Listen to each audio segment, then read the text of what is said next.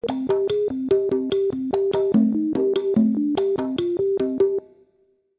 and welcome to another submarine chat. This one is going to be about Belgorod, which is a new submarine being built for the Russian Navy. It's just in sea trials at the moment. It's like to be commissioned soon.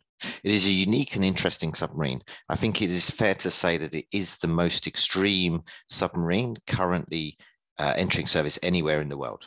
Most of the extreme submarines that have been built before, the Typhoon, the Alpha, the Papa, the Oscars, they are all Russian. And I don't think it's a controversial view to say that Russia builds more extreme submarines than the West. There's no doubt. Continuing that tradition, the Belgorod takes things to new levels. It is by far the largest submarine built in the last 40 years or so, second only to the Typhoon Class submarine. Its displacement is easily over 20,000 tons, although we don't have the official figure.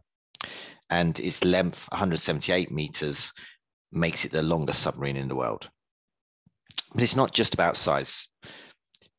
It also combines two seemingly contradictory roles, and both of those are rare and only found in the Russian Navy. So its use is a bit of a mystery. There's a lot that we don't know about the submarine. The official information is almost negligible. So everything I'm going to share with you today is nearly all from open source intelligence.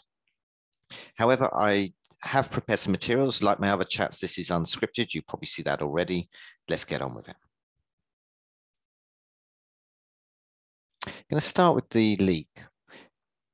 Back in November 2015, President Putin was having a high-level meeting with senior military officials. It was televised, which is unusual. Just as an aside, the room that it was in was the exact same room that in 2021 he was seen talking to President Biden. But back in 2015, during the televised segment of the meeting, the camera looked over the shoulder of one of the senior officers, a bit like shoulder surfing, essentially, and it revealed plans for a new super secret weapon. Known as Status 6, it's essentially a mega torpedo. We'll come to it in a bit, but it's nuclear powered, nuclear armed, and so on. There was actually quite a lot to unpack on that slide. Several submarines of interest, lots of information about the Status 6 weapon, which is the torpedo in the middle. However, we're going to concentrate on the submarine that was on the top left of that. That's Belgorod. So Belgorod is a project, or the only project, 09852 submarine. It's based on an unfinished Oscar II class submarine. Oscar II is a really large and powerful cruise missile submarine. About the same size or larger than ballistic missile submarines. It carries 24 supersonic anti-ship missiles. It was a sort of carrier killer of the late Cold War era. They were incredibly expensive, and when the Cold War ended, like a lot of other submarine programs, the ones that were in service were kept, but the new construction was largely mothballed. And one of those submarines that was about 70% complete when it was cancelled or mothballed was Belgorod. In 2012, the Commander-in-Chief of the Russian Navy revealed that it was going to be completed, but in a new configuration as a special project submarine. That I took at the time to be a euphemism for a spy submarine. The image on the right is believed to be Belgorod in the original state before the work started. You'll notice, and this is significant, this is from the front of the submarine looking back. The front of the submarine is essentially complete, and you can even see the hatches at the side of the hull for the missiles. Obviously, people such as myself were watching for signs Belgorod will be launched, but it was generally an unknown submarine. TASS reported in September 2018 that it would be launched by the end of the year. A bit of a spoiler alert, it wasn't. Like a lot of submarine projects in Russia, things always take a lot longer than the newspapers say. But of particular interest here, they describe it as being able to do diverse scientific research, which is a euphemism for spying, in remote areas of the ocean, which is a reference to the Arctic Ocean, I believe, and particularly under the ice, and to participate in search and rescue operations. I think the last one is a little bit of a red herring. It can do that, and we'll talk about some of that capability in a bit, but it's clear that you wouldn't build such a large and expensive submarine just to do search and rescue or as a primary mission. Eventually, in April 2019, it was rolled out of the shed. This is part of the launch ceremony. Something really interesting and unusual here. You notice that the photograph and all the photographs, 100% of the photographs that were published by media of the event showed the back of the submarine.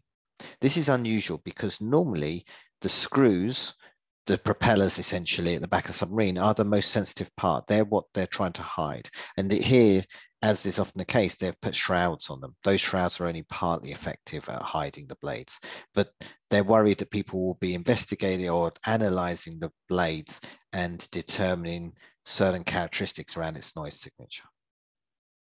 However, on Belgorod, whatever was going on up the front of the submarine was even more sensitive, even more interesting, and they actually hid it from the cameras. So it's a reverse of the norm. So what do we know? That image is pretty limited, but even there you can get certain small amounts of information. There's a bulge on the back of the submarine, and I don't know what it's for. My guess is that it relates to some sort of thruster system for allowing the submarine to hover in the water while it's conducting special missions such as docking mini subs and things. What's particularly interesting about it, though, is that it's actually visible on the original illustration in the status 6 leak, or what we term a leak. I don't think it was accidental. But that image, up until this point, I'd always taken it as very approximate at best, like almost a bad drawing. But it appears that it was actually more accurate than I gave it credit for, and I should have paid more attention to it. But that's life. Of course, once the submarine was out in the water, we were able to get satellite images, and in fact in dry dock as well. These are quite interesting. We were able to measure it and so on. The white lines are construction lines where I've been measuring it. This is from Google Earth. It's an Airbus image. It was the first image by date to be available on Google Earth. However, Google Earth always has a lag, and it's not, although it's a brilliant source, you can't always be sure what is going to appear on Google Earth. So actually, even before this was available on Google Earth, there were satellite images, commercial ones, circulating among interested parties. This is a commercial one. So this was also Airbus, but this was not through Google Earth. This was actually paid for. I think it's a beautiful photo. The interesting thing about this particular one is that if you look closely at the front of the submarine, that's on the right of the screen, it looks like it's got nostrils. They are open ports for the sort of mega torpedoes. So we know from these images and from the information about this time, satellite images, that the submarine, despite being an Oscar II class submarine, it didn't carry its torpedoes at the sides like I imagined it would, i.e. in place of where the missiles were. It actually had a completely new configuration. The rebuild was very extensive, changed the shape, size of the submarine completely, and placed the new weapons in the bow facing forward. Open source intelligence was pretty limited. One photo did emerge. If you look really carefully at this photo, it's quite interesting. The photo itself is of Typhoon, the only submarine in the world that is bigger than Belgorod. That submarine is interesting, fascinating, deserves its own chat. In the background where the arrow is, that is the shed where Belgorod was built. And if you look really closely in the background, you actually see Belgorod up against the quay. This was the only photograph that I was aware of for a long time. And combined with satellite images was very much driving our understanding of the submarine. Okay, so what's its mission? That's where it gets interesting, because it's got two apparently conflicting missions. The first one I'm going to talk about is the mini submarines. This is the spy mission. We call these mini submarines nuclear or deep nuclear stations, AGS for short. They don't have an equivalent in the West, although the NR-1 that was operated by the US Navy at the time was somewhat similar. They're carried to their mission by Belgorod or another host submarine, a submarine that's similarly large. Has to be specially modified. Russia currently has 2 in service. Belgorod will be the 3rd. Possibly the 1st will go out of service, keeping it at 2. They go down from the host submarine, the mother submarine, to the seafloor and operate on various infrastructure on the seafloor. Oil, gas, or power, internet cables, that's very much the one that people talk about, but also military comms, sensor networks, in old money, things you'd call SOSUS. Now, all of these can be Russian, but equally they could be another country's. And that's where it gets interesting, of course. It gives a covert capability to conduct seabed warfare. The mini submarine itself is equally interesting and quite extreme. Losharik is the main one. It's the largest and newest, and it's built entirely out of titanium. It's a very deep diving submarine that can go at least to 1,000 meters. It has an elite crew, they'd call them hydronauts. This is the same for the other ones as well. But they're elite submariners, and they're typically officers. And so that is why when it became famous on the 1st of July, 2019, there was an accident, some people died, they were all officers, and people question that. It's not unusual, it's standard. They were hydronauts, they're elite, they're for these deep diving submarines. What these submarines do, as I say, is go down to seafloor. You'll see that they've got retractable skegs or skids at the bottom, and also retractable manipulator arms for working on things on the seafloor. As I mentioned, Losharik had a fire.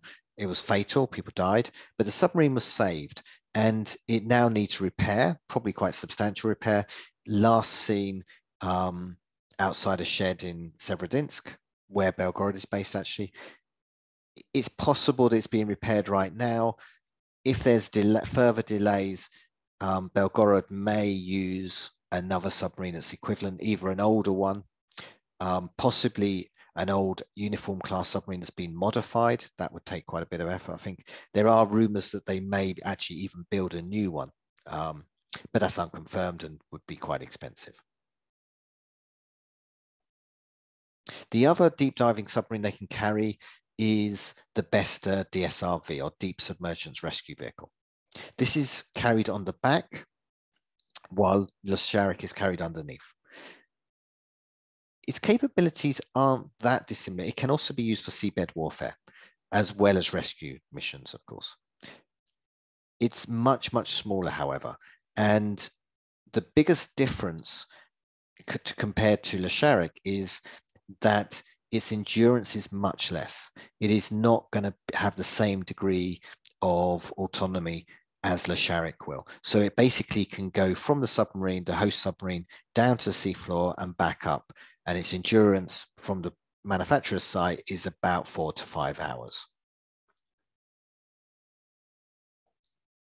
The other mission, and this is the confusing thing, is a strategic nuclear deterrent mission.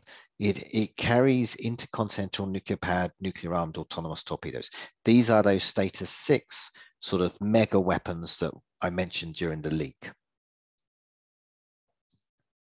So it carries 6 of these. Since the leak, they have changed name. They're now called Poseidon, and that's the term that everyone uses, the term I'll use. In NATO terms, they're called Canyon, although that's not confirmed. And their ground number is 2M39. There was a certain amount of disbelief when they were first revealed, and also a lot of misinformation in both the Russian and Western press. If you hear things about 100 megatons, cobalt salting, 100 knots, supercavitating, it's all rubbish, basically. However, it is a massive and terrifying weapon that we do not have a counter for. We know it's real, though. It's not fake news.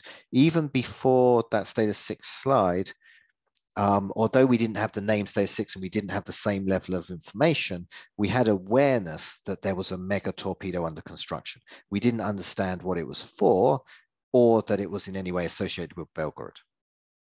However, you can see on the left here, there's a photograph of a submarine, a special submarine, equally interesting submarine called Sarov, was also on the Status 6 slide. And at the front of it, it's got this gaping hole, very large torpedo tube, outer shutter basically, or hangar. And that was for a supersized weapon. On the right, you've got images of surrogate loads or test loads of this supersized weapon, and a satellite image from Google Earth showing the cradle that lifts it on the Pierce. These weapons were being tested around about 2010. I think surrogate loads, but certainly in development. And the submarine, the Sarov, was modified or built in the 2000s and modified in about 2008, going by memory. So the Poseidon weapon goes back at least 20 years and realistically 30 years. And based on the ground number, people estimate it's about 30 years. The Russian MOD has released some video of it, some CGI as well. We get a reasonable idea. This is my estimation of it based on the most popular dimensions, which are 2 meters in diameter, 24 meters long. Personally, I'm a little bit suspicious that it might be smaller. It could be maybe as little as 18 meters long, maybe 1.5 meters diameter. We can't be exactly sure yet. However, even if that were the case, it's still massive. This is ginormous. It's about twice the size of an intercontinental ballistic missile or submarine launched ballistic missile, or about 30 times the size of a regular torpedo. I estimate or guesstimate that it weighs about 100 tons. It is a very different type of weapon to anything that's gone before. And another thing you'll hear, people liken it to a nuclear armed torpedo that was being developed in the 50s. It's not that. It's a completely new weapon, a completely new concept of operations. It's nuclear powered, which gives it essentially unlimited range. It's estimated to have a speed of between 60, 70 knots, 100 kilometers an hour, which is quite reasonable for a torpedo. Combined with an operating depth of perhaps 1,000 meters, it is essentially out of reach of any current weapons. And NATO will have to develop new weapons to counter it. But why have they built it? The most obvious answer, I think, is as a second strike weapon. Second strike means a retaliatory nuclear blow. The idea being that if someone attacks you, you have a reliable, guaranteed way to counterattack even after you've been nuked that will render their original attack worthless, essentially, and it deters them from doing it in the first place. So it's a deterrent. And currently, Russia's deterrent, and the West's for that matter, is carried by nuclear submarines. They provide the guaranteed second strike capability. And Russia is still investing in that capability. It's still building new submarines to carry its nuclear missiles to sea. However, it is possible, but going back 20, 30 years, when they started work on the project, they were anticipating that anti-ballistic missile technology was going to advance, or will advance still, to the point of at least denting the reliability of their at-sea nuclear deterrent in the current form of missiles. This is an image of THAAD. It's not the best example, I guess, but it's illustrative of the drive generally towards anti-ballistic missile technology. Obviously, to counter a modern submarine launched ballistic missile, you'd need a very sophisticated system, possibly one that has not been built yet. But in the minds of the Russian planners, possibly they anticipated that it would be built, and they might still think that. This is all just speculation on my part. If you've got an idea why they built it, let us know in the comments. There are a few theories out there. Some of them probably hold water better than others. The confusing thing, though, is that in addition to being a strategic nuclear weapon, Russia also portrays it in its own materials by the Russian MOD, Ministry of Defense, that is, as a tactical nuclear weapon, and in particular, attacking carrier battle groups or other high-value warships. I'm not entirely convinced by this, but it's problematic in another way, because if Poseidon is only a deterrent, then the way to counter it is with another deterrent. You don't need to have an interceptor. However, if it's a tactical nuclear weapon, then it almost obliges NATO, and by that I mean the US and UK, to develop an actual counter to the torpedo. So possibly that's a motive for this. Possibly this is an afterthought to keep the weapon relevant when anti-ballistic missiles technology has not advanced potentially as much as people anticipated. However, all of this is aside. Just because we don't understand why the Russians have built this weapon, or we don't understand the weapon itself, and just because we don't know all the details reliably, doesn't mean that it's fake. It doesn't mean it doesn't exist. We know that Poseidon exists. Back to the submarine sea trials. So in June 2021, it started sea trials. Happy to say I reported this on Naval News. After I reported it, photos started emerging. Really brilliant photos. If you do a Google image search of the Belgorod submarine, you get fantastic images. Remember that those images only started to become available after June this year, once it sailed. So up until this point, we didn't have the luxury of these images. And if you look really closely at some of them, this one, for example, you can start to get more and more details about the submarine. Here you can see the openings for Poseidon, the large torpedo tubes, essentially. These are the outer shutters, of course. And in between them, you can see the hints of smaller torpedo tubes. These will be the regular ones. And you can work backwards from this. It implies that the normal torpedoes are between them. So you've got two groups of three Poseidon on each side of the hull. And there must be a smaller pressure hull between them for the torpedo room, assuming that there is a torpedo room, and I think there is. Fortunately, soon after it started sea trials, the European Space Agency Sentinel-2 satellite did an overpass. This is quite a low resolution satellite. However, it does pass over some locations very frequently, almost daily in this part of the world and at this time of year. And it is free. It's easily accessible on the internet. And if you zoom in where that second hexagon is, you can actually find Belgorod on the surface. And additionally, you can see her on synthetic aperture radar image. It doesn't always show up on SARS, particularly of this resolution. This is quite low resolution again, and it sometimes misses submarines because they look quite small. However, fortunately, from the angle and so on, it showed up brilliantly. Okay, let's just finish by wrapping up what we know about the submarine currently. There's a full article on my website, hisutton.com Belgorod. Just search Belgorod, you'll see my drawings. These are the cutaways I've drawn. You can see back in 2015, the top one, I'd assumed that Belgorod would be essentially an Oscar II submarine with the Poseidon weapons replacing the missiles at the side. It would carry a small deep diving submersible, and it carries a payload on its back. Here it was illustrated with the self-contained nuclear power plant. By 2018, we'd refined our understanding what Poseidon looked like. We'd realized that it did carry Lasharic, so therefore it must have a hull insert, so it's longer. We started to estimate its length around then at about 184 meters. If you see that on the internet, I have to apologize. That is coming from me. That was an error. The current estimate, as you'll see, is 178 meters. Still the longest submarine in the world, but a bit shorter.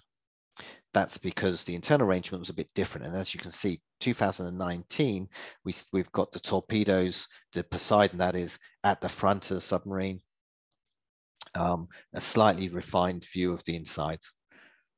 And then by 2021, we can fill in lots of blanks. So here it is. We know that it's about 178 meters. As I said, this is the longest submarine in the world. I perhaps didn't impress upon you enough that this submarine is massive. It is second only to the Typhoon. It's by far the largest submarine built in the last 40 years. It is unique, it's massive, it's crazy. It's got 2 nuclear reactors driving 2 screws. That's normal for the Oscar class. That's not specific to being larger. It does have 5 deck levels. Technically, we'd normally say 4 decks, but the 5th one is underneath the bottom deck, essentially, the bilge and so on. It's about 15 meters wide, which is narrower than the Oscar II because they've removed the missiles from the side. However, it's still a double hull submarine. It's still very, very wide. Its displacement must be north of 20,000 tons. In other words, it is definitely bigger in every respect than the Ohio class SSBN or ballistic missile submarine rather, which is the largest submarine in the West. The Poseidon are carried at the front, exiting from 2 shutters, 1 on each side. So we can say that there must be 3 on each side because we know it's 6. That's what the Status 6 document said. We don't know the exact details of the inside, but there must be a smaller pressure hull in between the 2 packs of 6 for the regular torpedoes.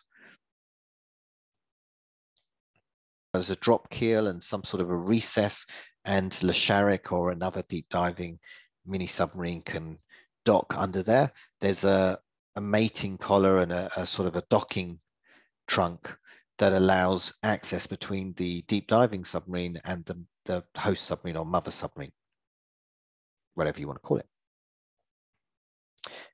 Also on the back where the arrow is, there's a hangar for another very deep diving autonomous underwater vehicle called Clavsin 2P2M.